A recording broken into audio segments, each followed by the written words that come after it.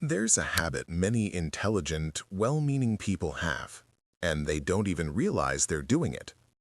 They explain. They explain why they're late. They explain why they said no. They explain why they need space. They explain their tone, their decisions, their boundaries. And often, they explain long after they've already made themselves clear. At first, this seems harmless. It even feels responsible. You might think, I just want them to understand. I don't want to be misunderstood. I don't want conflict. But here is something most people never stop to consider. The more you over-explain yourself, the less authority you appear to have. And that changes how people treat you. Today, we're going to talk about why over-explaining weakens your position, what it signals psychologically, and how silence, used correctly, can completely shift your power in a conversation. Before we talk about why you should stop, we need to understand why you do it. Most over-explaining does not come from arrogance. It comes from anxiety. It often comes from a subtle fear of being disliked. When you say no to someone and immediately follow it with, "I'm really sorry, it's just that I have so much going on and my schedule is tight and I didn't sleep well and I have deadlines," what are you actually doing? You are trying to protect yourself from judgment. You are trying to soften the impact of your boundary. You are trying to manage the other person's emotions. This is common in people who grew up needing to justify themselves. People who were frequently questioned, corrected, or criticized. Over time, they learned, if I explain enough, maybe I won't be attacked. But here's the psychological reality. When you over-explain, you subconsciously position the other person as your evaluator, and that changes the power dynamic. Communication is not just about words, it is about signals. And when you over-explain, you send three powerful signals. The first signal is uncertainty. Even if your decision is solid, the length of your explanation can make it appear negotiable. Short statement, I won't be able to attend. Long explanation, I won't be able to attend because I have a lot going on, and I wasn't sure, and maybe I could try, but honestly. The second version feels open. It feels adjustable. And when something feels adjustable, people will try to adjust it. The second signal is approval seeking. If your explanation is longer than necessary, it can look like you're asking for permission to stand by your own decision. This is subtle, but people sense it. The third signal is emotional vulnerability. Now, vulnerability is not weakness, but unintentional vulnerability, especially in professional or power-based environments, can lower perceived authority. In workplaces, social hierarchies, and negotiations, brevity is often associated with confidence.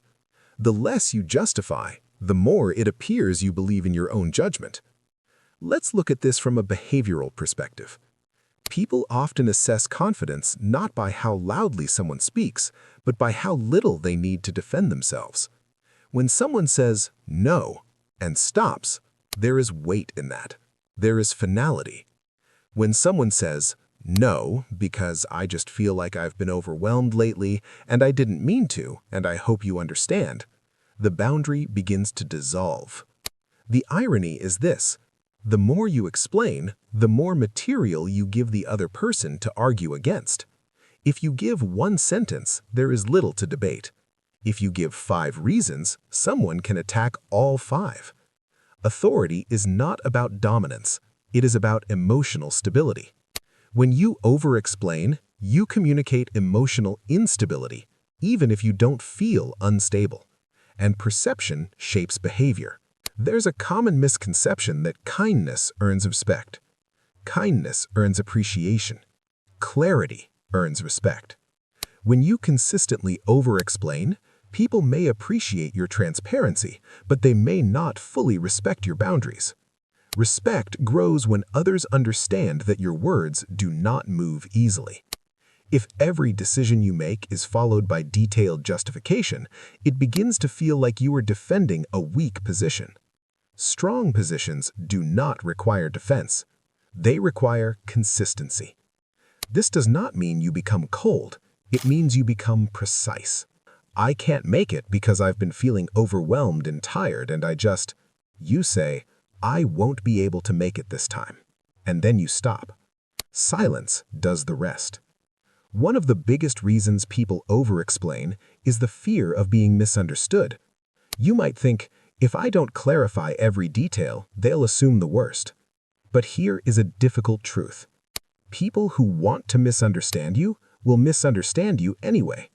No amount of explanation protects you from someone determined to misinterpret.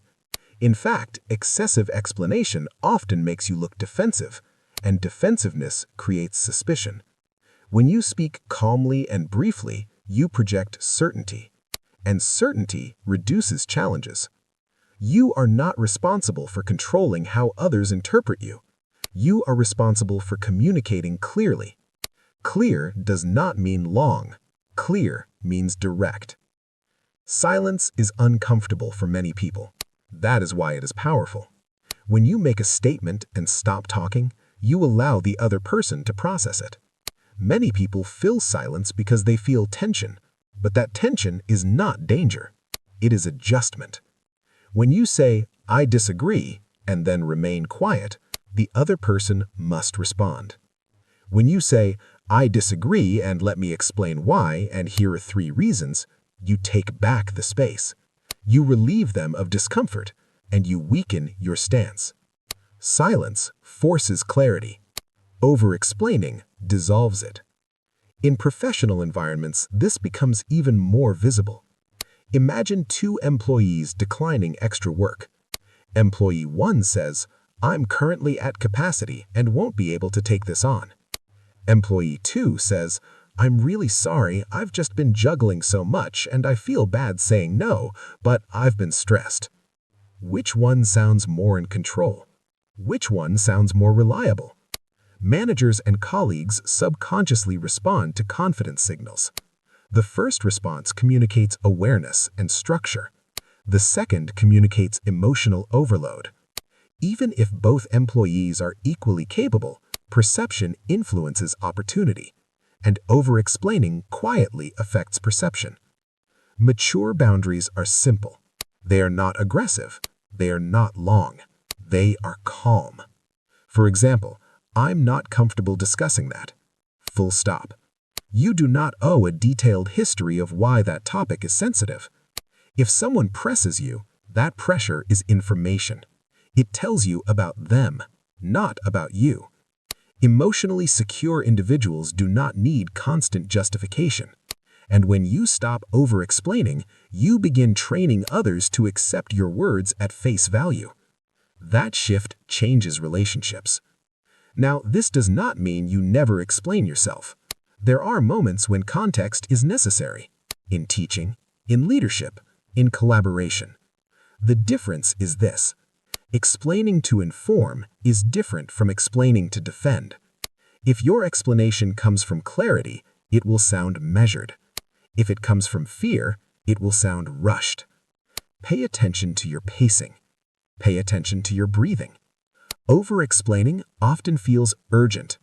Confident explanation feels deliberate. When you stop over-explaining, something subtle happens internally. You begin trusting your own judgment more. You begin speaking with fewer filler words. You begin tolerating silence. And people begin responding differently. Some may test you at first. That is normal. They are adjusting to your new standard. But consistency builds reputation, and reputation shapes behavior around you. The goal is not to become distant. It is not to become cold. It is to become concise. When you respect your own words enough to let them stand alone, others begin to respect them too. You do not need to argue your worth. You do not need to defend every boundary. You do not need to provide a detailed explanation for every choice. Sometimes the most powerful statement you can make is the one you do not expand on. And the moment you learn to sit comfortably in that silence, you will notice something important. People start listening more carefully to the fewer words you choose to say.